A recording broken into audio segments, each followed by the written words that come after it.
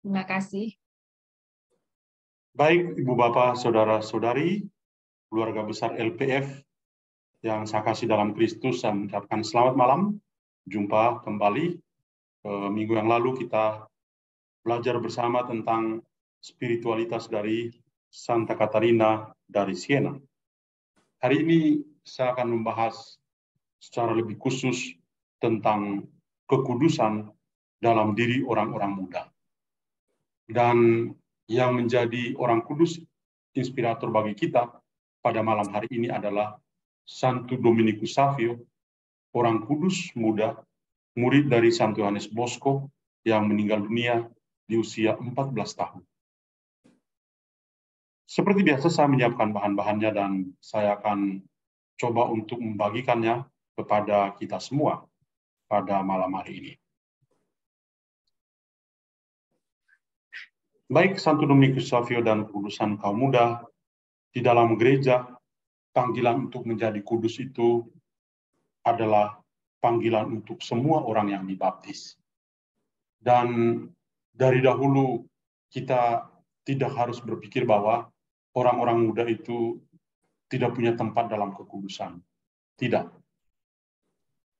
Kekudusan itu bukan monopoli orang-orang yang lebih dewasa, orang-orang yang lebih tua. Tidak juga.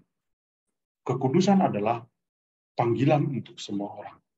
Maka dalam gereja itu banyak sekali orang kudus. Bahkan pasutri pun, ya, suami dan istri juga orang kudus. Bunda Maria, Santo Yosef, Santa Ana, Santo Yoakim, Santa Elizabeth, dan Zakarias adalah suami istri yang di dalam gereja itu mereka juga menjadi orang-orang kudus. Atau orang tua dari Santa Trisia, dari kanak-kanak Yesus, juga Bapak dan Ibu itu menjadi orang kudus. Jadi, kekudusan adalah panggilan untuk semua orang. Nah, bagaimana gereja itu punya perhatian yang istimewa untuk orang-orang muda? Nah, malam ini ya Santo Dominikus Savio adalah salah satu orang muda dari keluarga Salesian, dan saya akan coba tampilkan sebentar, tapi saya akan mulai dengan membantu kita untuk sama-sama melihat bagaimana orang-orang kudus itu bercakap-cakap tentang kekudusan. Saya tampilkan yang pertama, orang muda yang sangat akrab dengan kita, Santa Teresa dari Kalkuta. Dia mengatakan begini, kekudusan itu bukan berarti melakukan hal-hal yang luar biasa dalam hidup kita. Kekudusan itu berarti menerima dengan senyuman apa yang Yesus berikan kepada kita. Kekudusan berarti kita menerima dan mengikuti kehendak Tuhan dalam hidup kita setiap hari. Sederhana kan? Kita tidak harus berpikir yang muluk-muluk tentang kekudusan. Tapi ya di dalam definisi ini hal-hal yang sederhana pun masuk. Ya. Yang kedua, Santa Ursula Julia Ledeschovska, orang kudus ini mengatakan begini, kekudusan tidak menuntut sesuatu yang besar di luar kemampuan seseorang atau kemampuan kita. Kudusan itu tergantung pada cinta Tuhan. Setiap tindakan sehari-hari dapat diubah menjadi sebuah tindakan cinta. Dan ini membuka pikiran kita bahwa ya, kalau kekudusan tergantung pada cinta Tuhan, kenapa demikian? Karena Tuhan adalah kasih. God is love. Dio e amore. Satu lagi adalah Santo Jose Maria Escriva. Orang kudus dari Spanyol ini juga memberikan definisi tersendiri. Kekudusan merupakan sebuah perjuangan untuk mengetahui bahwa kita sendiri itu memiliki kekurangan, cacat, celah, dan dengan gagah berani kita berusaha untuk mengatasinya. Tentu kita tidak mengatasinya dengan kemampuan kita, tapi dengan bantuan dari Tuhan sendiri. Santo Yohanes Paulus II, orang kudus yang kita kenang, kita kenal, saya bertemu dengan dia itu 3 kali. Ya. Orang kudus ini mengatakan begini, jangan takut untuk menjadi kudus. Itu seruan yang dia selalu sampaikan kepada orang-orang muda. Ketika bertemu dengan mereka dalam pertemuan internasional, dia selalu mengatakan, non abbiate paura. Ya, jangan pernah takut untuk menjadi kudus. Do not be afraid to be holy. Ya, jadi dia selalu memberi motivasi. Orang-orang muda harus bertumbuh menjadi orang muda yang kudus. Maka dia mengatakan, jangan takut untuk menjadi kudus. Milikilah keberanian dan kerendahan hati untuk mempersembahkan diri Anda kepada dunia dengan bertekad untuk menjadi kudus.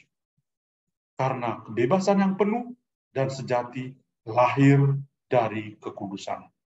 Orang-orang muda yang kudus itu orang yang merasa diri sebagai orang yang bebas. Dan orang kudus yang satu ini juga, dari fotonya kita langsung melihat pasti dekat dengan kita. Santa Teresia dari kanak-kanak Yesus, dia katakan, kekudusan adalah sebuah disposisi hati atau disposisi batin kita yang membuat kita semakin rendah hati, semakin merasa kecil di tangan Tuhan yang begitu besar. Dan kita sadar diri akan kelemahan-kelemahan kita dan percaya diri, bahkan sangat percaya diri dalam kebaikan kebapaannya. Ungkapan dari Santa Teresia dari kanak-kanak Yesus menunjukkan spirit sebagai seorang anak yang polos di hadirat Tuhan. Nah, ini adalah perbincangan tentang kekudusan dalam pikiran orang-orang kudus. Dan mereka-mereka yang saya sebutkan tadi, Santa Teresia dari Calcutta, Santa Ursula, Santa Jose Maria Escriva, Santo Yohanes Paulus II, Santa Teresia de Lisieux, dan Jose Maria Escriva, mereka-mereka adalah orang-orang yang dulu orang-orang biasa seperti kita, tapi kini menjadi orang-orang kudus yang diakui oleh gereja. Nah, kalau tadi pendapat dari orang-orang kudus tentang kekudusan, Santo Yohanes, Bapak Suci, ya, Santo Paus, ya, Santo Padre, orang biasa panggil, ya, Bapak Suci juga, Bapak Suci yang satu ini juga selalu berbicara tentang kekudusan. Paus Fransiskus bahkan menulis sebuah dokumen penting tentang yang berjudul Gaudete et Exsultate. Dalam dokumen ini, ya, Bapak Suci mengingatkan gereja untuk bertumbuh menjadi kudus. Dan ini ada 7 poin yang dia katakan kekudusan. Pertama, kekudusan itu ada di sekitar kita. Jangan cari jauh-jauh. Di samping rumah, di samping jendela kita, ada orang-orang kudus. Siapakah mereka itu? Mereka bisa juga orang tua, orang yang sakit-sakitan, tetapi mereka begitu berpasrah kepada Tuhan, menerima diri apa adanya. Itu orang kudus. Kekudusan di dalam gereja itu menarik, karena kekudusan itu menambahkan wajah gereja yang ceria. Dan memang, ya, salah satu contoh kalau kita melihat wajah dari Santa Teresia dari Calcutta, sampai usia tua begitu, ya, dia tetap melayani bahkan mati di tengah orang-orang miskin. Dan wajah kekudusan itu betul-betul terpancar. Santo Yohanes Paulus II, misalnya, sampai tua, itu kelihatan tetap awet, ya. Aura kekudusannya itu betul-betul nampak. Ketika dia meninggal dunia, orang langsung menulis spanduk yang besar-besar, subito santo, artinya segera menjadi kudus. Ya, jadi dia masih hidup saja orang sudah mengatakan ini benar-benar orang kudus ini. Ya, kekudusan itu betul-betul menarik, ya, menampakkan wajah gereja yang menarik. Kekudusan itu mungkin dan unik. Artinya bahwa setiap orang itu punya panggilan untuk menjadi kudus. Dulu orang berpikir bahwa untuk menjadi kudus itu monopoli dari orang-orang berjubah. Tidak. Orang-orang biasa juga menjadi kudus. Tadi saya contohkan dengan para suami dan istri, ya. Atau orang-orang seperti Santa Elizabeth dari Hungaria, seorang ibu, ya, orang biasa-biasa, tapi menjadi kudus. Minggu yang lalu kita lihat tentang Santa Katarina dari Siena, seorang yang belajar baca tulis di usia dewasa, tapi bisa menjadi kudus, ya. Jadi kekudusan itu mungkin dan unik. Kekudusan adalah untuk Anda. Untuk Anda. Jadi kita tidak, tadi saya katakan, kita tidak harus berpikir, wah, kekudusan monopoli dari kelompok tertentu. Tidak. Kekudusan itu bagian dari kehidupan kita sebagai pengikut Kristus. Kekudusan itu membuat kita lebih manusiawi. Kenapa? Karena perbuatan-perbuatan baik yang kita lakukan kepada siapa saja. Orang-orang yang lemah, yang miskin, yang difabel, ya, mereka-mereka yang nomor 2 dalam masyarakat kita. Itu menjadi opsi pelayanan kita, opsi perhatian kita. Itu adalah jalan kekudusan bagi kita. Ya. Jadi membuat kita menjadi lebih manusiawi, memperhatikan orang-orang yang lain, bisa sharing dengan kehidupan kita dengan mereka. Kekudusan juga memiliki musuh-musuh. Iblis itu ada. Mungkin yang pernah nonton yang film terbaru ini tentang eksorsisme, ya, itu pasti mengerti sedikit tentang adanya iblis yang bisa memusuhi, menghalangi kekudusan orang. Kekudusan berarti berani untuk melawan arus. Iya, orang yang kudus itu berani untuk melawan dosa. Ya. Kalau orang menikmati dosa, tidak bisa jadi kudus. Ya, jadi ini 7 poin ya dari gembala kita dalam Gaudete et Exsultate.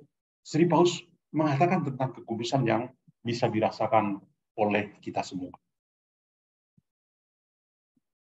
Lalu bagaimana dengan kekudusan orang-orang muda? Mari kita mulai dengan teks kitab suci. Saya pilihkan dari ratusan teks dalam kitab suci, saya ambil 3 saja untuk mewakili.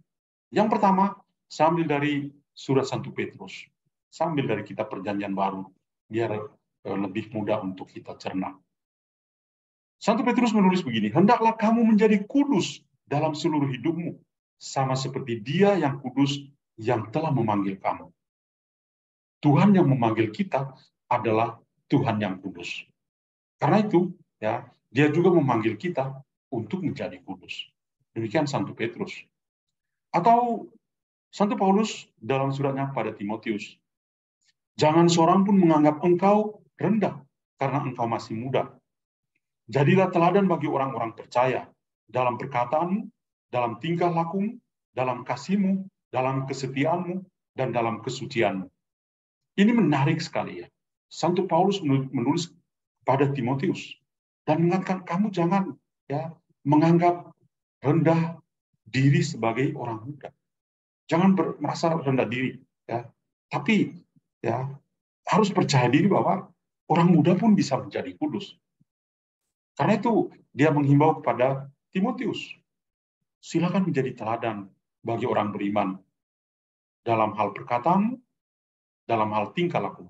Ada sinkronisasi antara apa yang diucapkan dan apa yang dilakukan dalam perilaku. Dan juga dalam kasih dan kesetiaan sebagai bagian dari kekudusan. Kemudian Yohanes, dalam suratnya 1 Yohanes bab 2 ayat 15, dia katakan, janganlah kamu mengasihi dunia dan apa yang ada di dalamnya. Jikalau orang mengasihi dunia, maka kasih akan Bapa tidak ada di dalam orang itu. Itu perlawanan antara hal-hal duniawi yang dikuasai oleh iblis dan juga hal-hal rohani yang dikuasai oleh Tuhan sendiri. Nah, maka kalau kita bicara tentang kekudusan bagi orang-orang muda, di sini saya tampilkan sebuah daftar hanya sebagian saja yang kita kenal ya. Orang-orang kudus. Santo Fransiskus dari Assisi itu meninggal di usia masih muda. Ya. Orang kudus besar. Ya. Santo Joan d'Arc itu orang muda. Beato Andrew Puhien, Santa Kateri Tekakwitha, orang kudus dari Afrika. Santa Teresa Lisieux, ya, dari kanak-kanak Yesus. Tadi ada kutipan. Beato Ceferino Namungkura, ini adalah orang muda dari keluarga Salesian. Dia dulu bercita-cita mau menjadi Romo Salesian, kongregasi kami, tapi ya kemudian dia sakit dan meninggal dunia, dan sekarang sudah menjadi beato dalam proses untuk menjadi santo, ya. Dia ini orang kudus dari Amerika Latin. Kemudian ada Beato Isidor Bakanja, orang kudus berkulit hitam, ya. Beato Pier Giorgio Frascati ini terkenal, ya. Mungkin banyak di antara kita yang mendengar orang kudus ini, ya. Pier Giorgio Frascati. Beato Marcel Callo, ya. Kemudian Beata ini salah tulis seharusnya Beata Chiara Badano, ya. Juga seorang muda. Santo Domenico Savio yang malam ini sebentar lagi akan kita lihat. Tapi ada juga yang lebih muda lagi. Santa Jacinta Marto, Santa Francisco Marto. Kita ingat ini adalah para gembala miskin yang menjadi saksi penampakan Bunda Maria di Fatima bersama Lucia. Ya. Dua orang kudus ini, ya, masih muda-muda, usia 89 tahun ini. Ya. Jadi anak-anak muda kecil, ya, 8, 9, atau 10 tahun. Usia masih sangat kecil, tapi sudah menjadi santo di dalam gereja. Santa Maria Goretti juga, Santo Tarsisius. Kalau yang punya anak miskinan, pasti kenal Santo Tarsisius yang juga masih muda. Santo Gisito, Santo José Luis Sánchez del Rio dari Amerika Latin. Beata Laura Vicuña, ini juga orang kudus, orang muda, usia sekitar 9 atau 10 tahun, dari keluarga Salesian. Ini murid dari para suster Salesian. Kemudian ada Beato Carlo Acutis. Ini orang kudus yang mungkin masa kita ini ya benar-benar dikenal karena beberapa tahun yang lalu baru digelar sebagai seorang kudus Beato. Dan orang kudus yang sudah lama sekali, Santo Sebastianus. Ini juga orang muda. Jadi saya tampilkan di sini ya daftar panjang bagaimana gereja itu pernah punya orang-orang muda dan pernah hidup seperti kita dan menjadi orang kudus. Maka kembali lagi kepada apa yang dikatakan Paus Fransiskus, kita semua itu dipanggil untuk menjadi kudus. Mari kita kembali ke laptop dengan berfokus pada si orang kudus yang ganteng ini, Santo Domenico Savio. Lahir pada tanggal 2 April tahun 1842 di tempat namanya San Giovanni Riva, di daerah Chieri, Piedmonte, di kerajaan Sardinia. Dulu itu Italia masih banyak kerajaan. Kalau kita lihat dalam penjelasan tentang Santa Caterina dari Siena, kita mengerti Italia waktu itu belum menjadi Italia bersatu sekarang ini, tapi masih terpecah-pecah dengan kerajaan-kerajaan. Dan dia berasal dari kerajaan Sardinia. Ayahnya bernama Carlo dan ibunya bernama Brigida Savio. Meninggal pada tanggal 9 Maret tahun 1857 dalam usia 14 tahun di Mondonio, Castelnuovo d'Asti, daerah Piedmonte, di kerajaan Sardinia. Sekarang tempat itu disebut Castelnuovo Don Bosco karena itu adalah kampung halamannya Don Bosco. Dia dibeatifikasi tanggal 5 Maret tahun 1950 di Roma oleh Paus Pius ke-12 dan dikanonisasi sebagai orang kudus muda tanggal 12 Juni tahun 1954 di Roma oleh Paus Pius ke-12. Pestanya sebelumnya itu tanggal 9 Maret, tapi kemudian dimajukan, diundur ke tanggal 6 Mei sampai saat ini. Dan dia adalah pelindung untuk anak laki-laki yang masih muda, orang-orang yang dituduh bersalah, juga anak-anak nakal, ya, anak-anak yang nakal, kenakalan remaja, itu kalau mau berubah, ya berdoa saja kepada Santo Domenico Savio. Apa yang membuat dia bisa menjadi kudus? Pertama, kembali ke keluarganya. Keluarganya betul-betul membentuk dia untuk menjadi kudus. Keluarganya bukan hebat. Keluarganya sederhana seperti kebanyakan di antara kita ini. Carlo, papanya, itu bekerja sebagai pandai besi. Ibunya seorang penjahit. Dengan pekerjaan-pekerjaan ini, mereka bekerja keras. Dan anak-anak mereka, ya, dari kecil, itu sudah dilatih untuk menjadi manusia yang punya jiwa sebagai pekerja. Dan dalam hal iman, mereka adalah orang Katolik yang taat dan saleh. Karena itu, ya, ibunya itu mengajar Dominikus dan 9 saudaranya yang lain untuk banyak berdoa. Dan cara berdoa pun diajarkan oleh ibunya, Brigita Savio. Misalnya, kalau berdoa di depan Sakramen Maha Kudus, depan tabernakel, harus berlutut. Ini sebuah pendidikan yang saya kira sangat aktual untuk kita saat ini.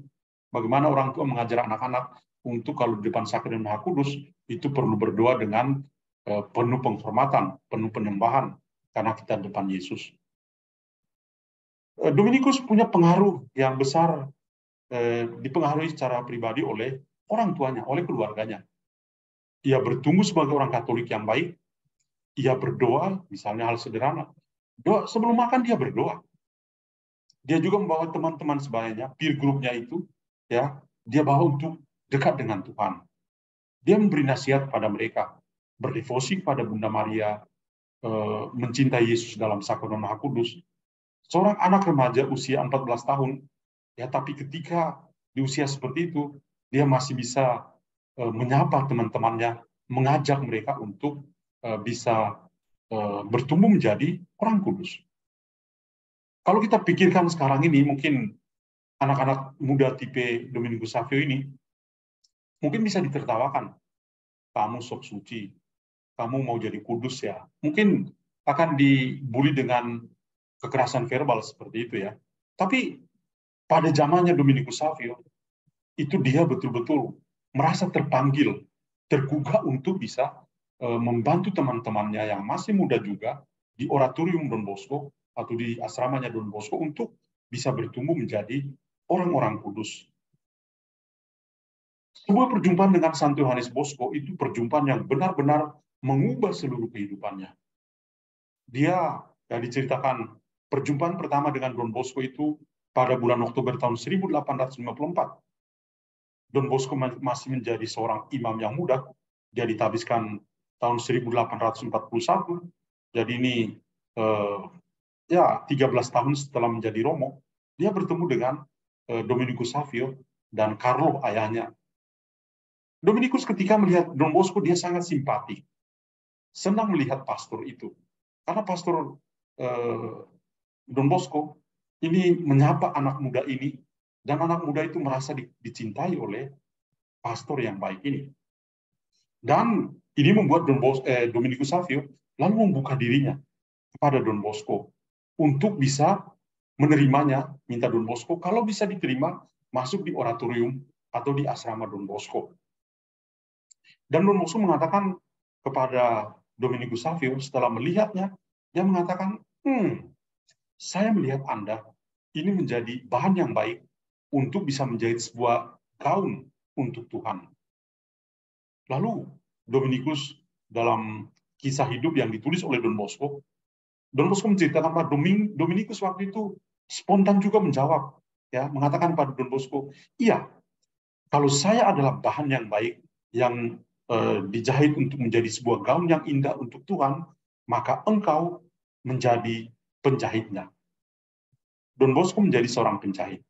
Dan ini ya perjumpaan pertama dengan kata-kata pertama ini betul-betul terbukti, ya, bagaimana Don Bosco membimbing anak usia dari usia 7 tahun sampai 14 tahun tinggal bersama di oratorium, dan saat ini gereja mengakui dia sebagai orang kudus.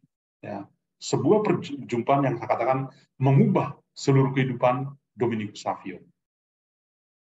Perjumpaan ini lalu saya katakan di sini menjadi pintu masuk untuk berjalan dalam kekudusan. Ia mengajak teman-temannya untuk berdevosi kepada Bunda Maria, melayani Tuhan dengan penuh sukacita. Dia punya satu prinsip yang terkenal sampai saat ini adalah serve the Lord with joy. Layanilah Tuhan dengan hati yang penuh sukacita. Dan sebagai seorang muda, ketika di oratorium, dia menyiapkan diri untuk menerima komuni pertama. Dan yang menarik perhatian dari persiapannya untuk menerima komuni pertama ini adalah 4 janji penting yang dilakukan oleh Dominikus Savio untuk menerima komuni pertama. Perhatikan 4 poin yang saya tampilkan di sini. Seorang muda usia 7-8 tahun ketika menerima komuni, ternyata dia punya janji-janji yang luar biasa. Sesuai dengan kebiasaan di Keuskupan Torino pada waktu itu, ya, anak-anak yang kalau mau menerima komuni pertama, mereka harus membuat resolusi atau membuat janji-janji tertentu kepada Tuhan, dan resolusi itu harus dipegang teguh sepanjang hidup. Nah, Dominikus Savio punya 4 janji ini. Yang pertama, saya akan sering mengaku dosa dan menerima komuni kudus dengan izin Bapa pengakuan dosa saya. Wah, ini sangat menarik loh. Sering mengaku dosa. Ini anak masih usia dini, tapi sudah menyadari bahwa kita orang berdosa, kita butuh Tuhan yang Maha Rahim untuk mengampuni dosa-dosa kita. Kesadaran diri bahwa diri sebagai orang berdosa ini butuh kerahiman dari Tuhan. Kita orang dewasa kadang-kadang menjadi sulit untuk mau mengaku dosa, karena kita tidak menyadari diri kita sebagai orang berdosa. Kita sebagai orang dewasa kurang sadar, tahu diri masih sangat kecil. Ya. Lihat saja di pengakuan dosa, berapa orang yang masih setia untuk pergi mengaku dosa di gereja. Sangat sedikit. Sangat sedikit. Jadi, Dominikus Savio mengajar kita malam hari ini, saya akan sering mengaku dosa. Yang kedua, ya masih poin pertama ya, dan sering menerima komuni kudus dengan izin dari Bapa pengakuan dosa saya.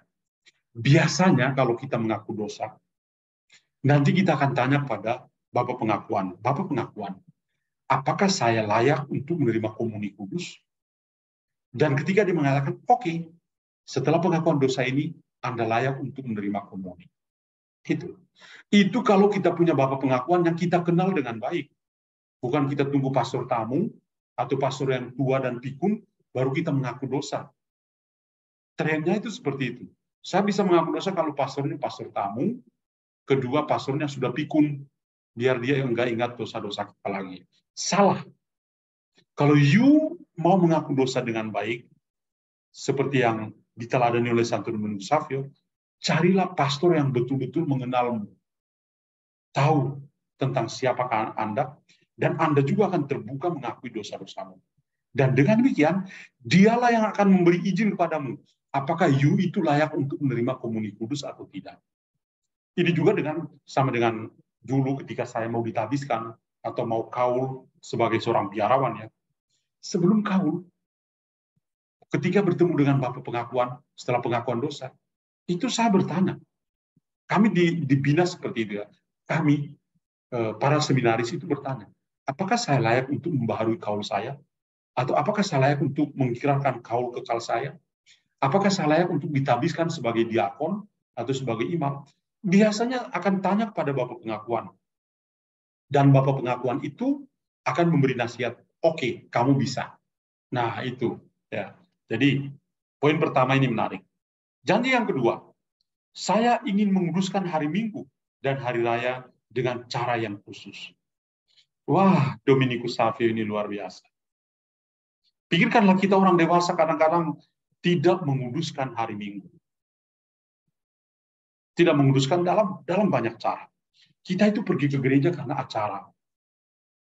Tapi tidak punya motivasi. Ad quid veniste? Santo Bernardus bertanya kepada para biarawannya, ad quid veniste? Kamu datang untuk apa di sini? Ya, ad quid veniste? Kamu datang untuk apa? Ya. Jadi pertanyaan tentang motivasi. Kita ini ke gereja buat apa ya? Apakah hanya untuk memanaskan bangku dalam gereja? Apakah hanya untuk ya kumpul-kumpul lah setelah misa? Atau sebuah acara biasa? Kalau seperti ini kita tidak sadar. Kita tidak menyadari esensi, makna terdalam dari hari Minggu. Ya. Jadi kita lihat itu ya, Dominikus Savio mengatakan, saya ingin menguduskan hari Minggu dan hari raya dengan cara yang khusus. Pertanyaan bagi kita, apakah hari Minggu itu betul-betul hari istimewa untuk kita? Ataukah hari Minggu ya sama saja dengan hari-hari yang lain? Enggak ada sesuatu yang berbeda. Wah, kalau seperti itu lalu, ya kami ini orang Katolik apaan ini? Ya, kalau mau dikatakan seperti itu ya. Yang ketiga, sahabat-sahabat saya adalah Yesus dan Maria. Wah, lagi-lagi orang muda ini benar-benar mengubah kita. Apakah kita punya sahabat adalah Yesus dan Maria? Ataukah kita punya sahabat ini, sahabat musiman ini? Kalau bulan Mei, ya jadinya sahabat musiman rajin pergi bersiara di dalam dan luar negeri. Siara 9 Gua Maria, wah rajin. Bulan Mei, bulan Oktober, Gua Maria itu selalu ramai. Setelah itu, ya, seperti doa kemuliaan kepada Bapa. Seperti ada pada permulaan, sekarang, dan selama-lamanya. Ya, kadang-kadang menjadi challenge untuk kita sebagai orang Katolik. Apakah Anda punya sahabat itu Yesus? Apakah Anda punya sahabat itu Maria? Ataukah Anda punya sahabat Yesus dan Maria ini sahabat musiman? Ya, mari kita bertanya pada diri kita sendiri. Yang berikut, lebih baik mati daripada berbuat dosa. Wah, ini lagi. Prinsipnya sangat sederhana. Lebih baik mati daripada berbuat dosa. Ini prinsip Dominikus Savio yang sangat luar biasa. Ya. Kalau kita orang dewasa mungkin lebih baik berbuat dosa daripada mati. Itu jalan pintas, shortcut yang lazim dalam masyarakat kita. Orang tidak malu-malu untuk berbuat dosa. Dominikus Savio mengatakan, saya lebih baik mati daripada berbuat dosa. Ini tantangan bagi kita, orang dewasa. 4 janji dari Dominikus Savio yang sangat bagus, yang ini menjadi resep yang luar biasa untuk kekudusan kita.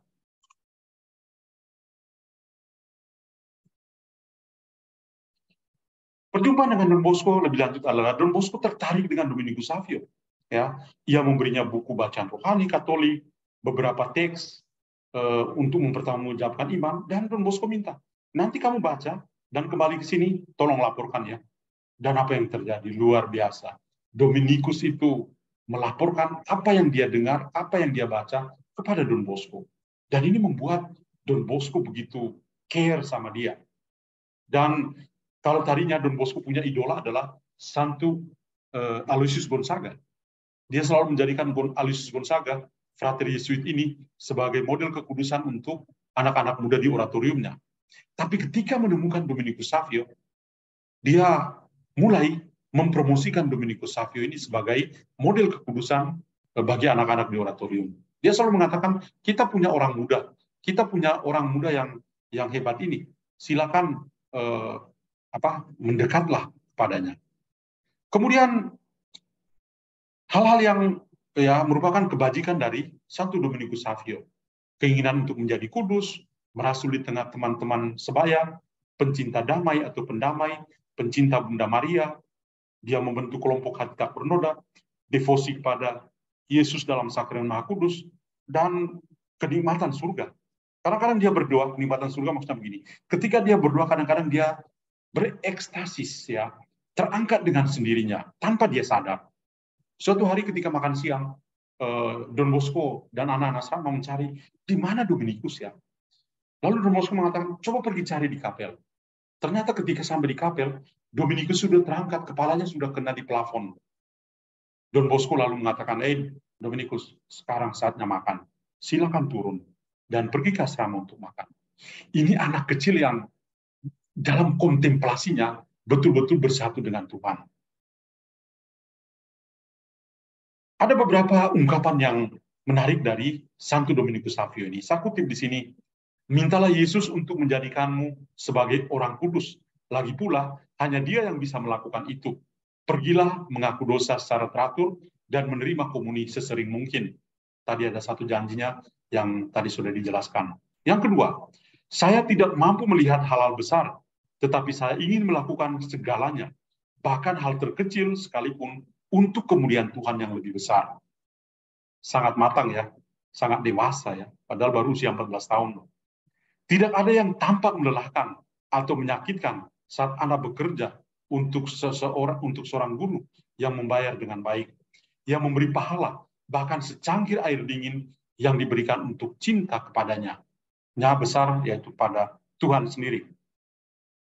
Dan yang terakhir, saya tidak membutuhkan apa-apa di dunia ini untuk menjadi bahagia. Saya hanya perlu melihat Yesus di surga, yang sekarang saya lihat dan kagumi di atas altar dengan mata iman. Ini benar-benar sebuah ajakan yang sangat bagus. Saya sebelum menutup ya renungan ini, saya kembali ke Paus Fransiskus. Karena yang kita omong adalah kekudusan orang muda. Paus Fransiskus itu ketika menulis dokumen untuk orang-orang muda setelah sinode untuk orang muda di Roma, dia menulis Christus Vivit atau Kristus hidup. Dan ada 4 poin yang Paus Fransiskus itu ingatkan orang-orang muda supaya bisa bertumbuh menjadi kudus. Yang pertama, dia katakan Allah adalah kasih. Allah adalah kasih. Ini betul-betul sebuah ungkapan yang sangat mendalam. God is love. Yang kedua, Kristus menyelamatkanmu. Hanya satu-satunya penyelamat kita, yaitu Kristus. Dan yang ketiga, dia sungguh hidup, Kristus Vivit. Dan yang keempat adalah Roh Kudus memberi hidup. Ini 4 poin yang merupakan permenungan yang mendalam dari Paus Fransiskus sebagai ajakan kepada mereka, pada orang-orang muda di dunia masa kini, ya ini dunia kita sekarang, orang-orang muda kita sekarang ini, untuk bisa bersatu dengan Kristus dan menjadi kudus. Allah adalah kasih, Kristus menyelamatkanmu, dia hidup, Roh Kudus memberi hidup. 4 poin yang saya katakan sekali lagi, ini resep dari Paus Fransiskus untuk orang-orang muda menjadi kudus.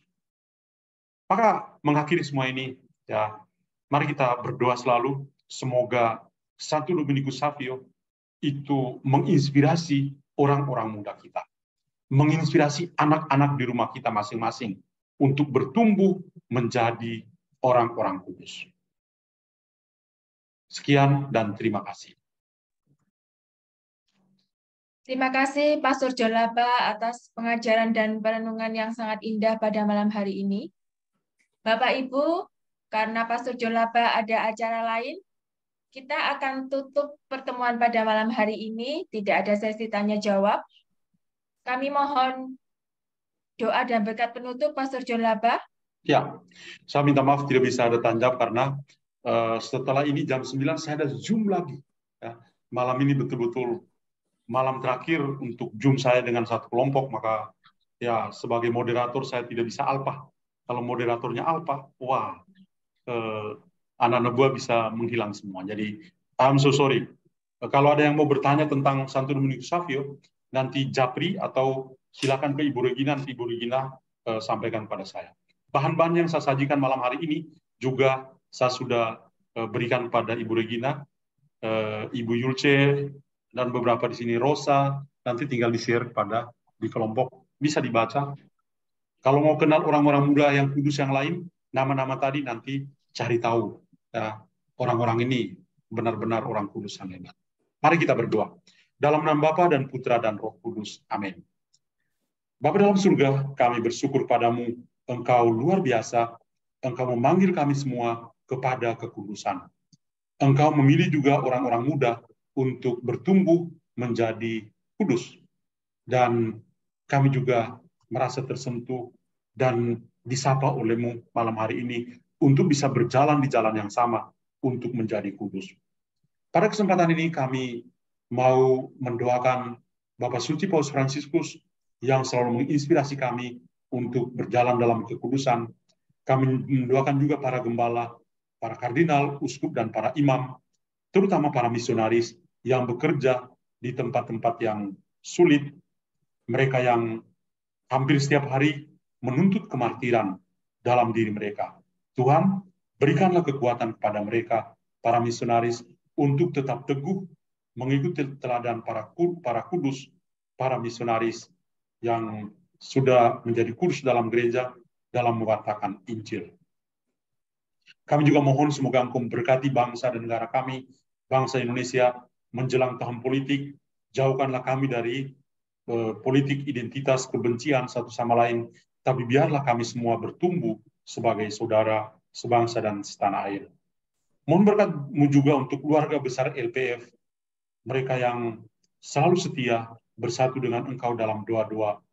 Berkatilah harapan-harapan, niat-niat, dan keluarga-keluarga yang masuk dalam keluarga besar LPF ini. Dan juga semua umat beriman, para biaran-biarawati, para imam yang menderita sakit agar segera pulih dan sehat kembali.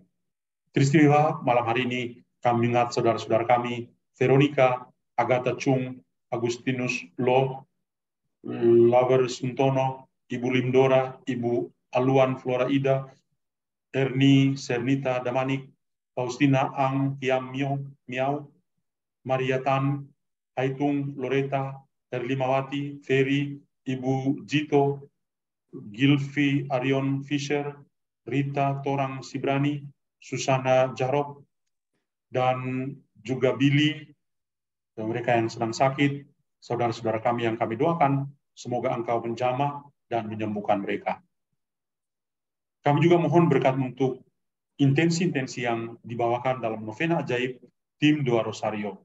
Dan mohon juga kekuatan bagi Ailinawati yang akan operasi pada tanggal 15 mendatang. Mohon juga rahmat, kerahiman untuk jiwa-jiwa pada hari ini kembali ke dalam pangkuan ilahi, serta mohon kerahiman dan pengampunan yang berlimpah untuk mereka yang jiwa-jiwa yang masih di api penyucian. Tuhan, kami percaya Engkau pasti mendengarkan doa-doa kami ini, yang kami sampaikan padamu dengan pengantaran Kristus Tuhan kami. Amin. Kemudian kepada Bapa dan Putra dan Roh Kudus, seperti pada permulaan, sekarang, selalu, dan sepanjang segala abad. Amin. Tuhan bersamamu dan bersama rohmu. Semoga kita semua yang hadir pada malam hari ini diteguhkan dengan kekudusan anak-anak muda yang kudus. Istirahat malam kita juga dijaga dan dilindungi oleh Tuhan. Kita semua senantiasa dilindungi dan diberkati oleh Allah yang Maha Kuasa, Bapa dan Putra dan Roh Kudus. Amin. Amin. Terima kasih, Selamat malam, Pastor. Tuhan berkati kita semua. Terima kasih, Pastor.